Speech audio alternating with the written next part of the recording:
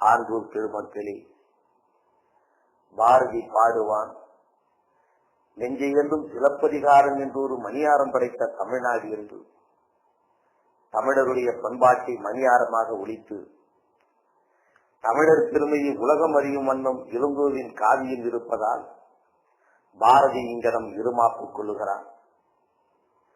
சிலப்பதிகாரம் என்று இளங்கோ எதற்கு பெயர் வைக்க காரணம் என்று எண்ணி பார்க்கிறேன். கண்ணகியின் திருவடிகளிலே இருக்கின்ற காற்சிறம்பு நல்லுயிருக்கு நியாயம் கேட்கிறது. செல்லுயிரிலிருந்து செங்கோலை நிவர்த்தி காட்டுகிறது. மன்னனுக்குரிய அதிகாரத்தை மாற்றி அவன் கூற வேண்டிய நீதிமுறையை மாற்றி தன்னதிகாரம் பெற்று வரைந்த செங்கோலை நிவர்த்தி காட்டுவதால் சிலம்பின் அதிகாரம் சிலப்பதிகாரம் ஆயிற்று என்று நான் கருதுகிறேன். செல்லுயிர் பற்றிய செங்கோல் என்று செந்தமிழுக்குரிய செம்மை மாறா தலைப்பை நல்கியிருக்கிறீர்கள். எனவே நாம் செல்ல வேண்டியது செல்லுயிர் எங்கே செங்கோலை நிமிர்த்தியதோ அங்கே நாம் நேரடியாக பயணம் செய்தால் தலைப்புக்குரிய பயனை நாம் அடைய முடியும் என்று நான் கருதுகிறேன். பாண்டிய நெடுஞ்செழியன் யானோ அரசன் என்று வினா எழுப்பி யானே கல்வன் என்று விடையும் கூறிவிடுகிறார். அது கண்ணகி தொடுத்த வழக்கின் மீது நெடுஞ்செழியன் கூறிய தீர்ப்பு போல தோன்றும். அது தீர்ப்பு அல்ல. செங்கோல் நிமிர்வதற்குரிய செல்லுயிர் தந்த மரண வாக்குமூலம் என்று நாம் அதனை கொள்ள வேண்டும். கண்ணகியினுடைய காற்சிறம்பிலிருந்து மாணிக்க பலர்கள் வெளிப்பட மாமன்னனின் கையில் இருந்த செங்கோல் நழுவி விழுந்தது. வெண்கொற்ற கொடை மண் பற்றி விரும்பி சாய்ந்தது. பாண்டிய நெடுஞ்செழியனின் உயிர் உடலை விட்டு பிரிந்து கொண்டிருந்த நிலையில் மன்னன் தனது தீர்ப்பை கூறினான். இல்லை இல்லை, செல்லுயிர் தன் வாய்மையை காக்க வாக்கு தந்தது. செங்கோல் நிமிர்ந்தது, செல்லுயிர் சென்றது, உயிர் பிரிந்தது.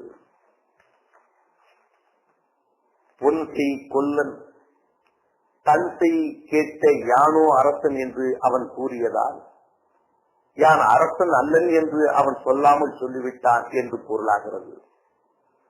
அவன் அரச பதவியிலிருந்து விலகிக் கொள்ளவில்லை.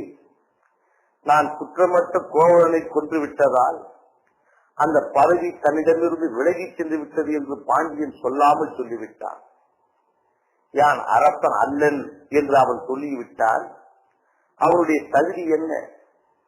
அவன் சாதாரண நெடுஞ்செழியன் தான். அதனால் கண்ணகி உரைத்த அல்லது தொடுத்த நீர் வழக்கு தீர்ப்பளிக்கும் உரிமை அவனிடமிருந்து போய்விட்டது. யானே கல்வன் என்று அவன் கூறிவிட்டான். திருடன் தீர்ப்பளிக்கு நீதிபதியாக முடியுமா? இது ஒரு சட்ட பிரச்சனை. நீதித்துறை நிபுணர்கள் யான் சொல்லுவதில் உள்ள நுட்பத்தை உணர்ந்து கொள்வார்கள். பாண்டியன் கோவலன் கல்வன் அல்லன் என்று தீர்ப்பளித்திருக்க வேண்டும்.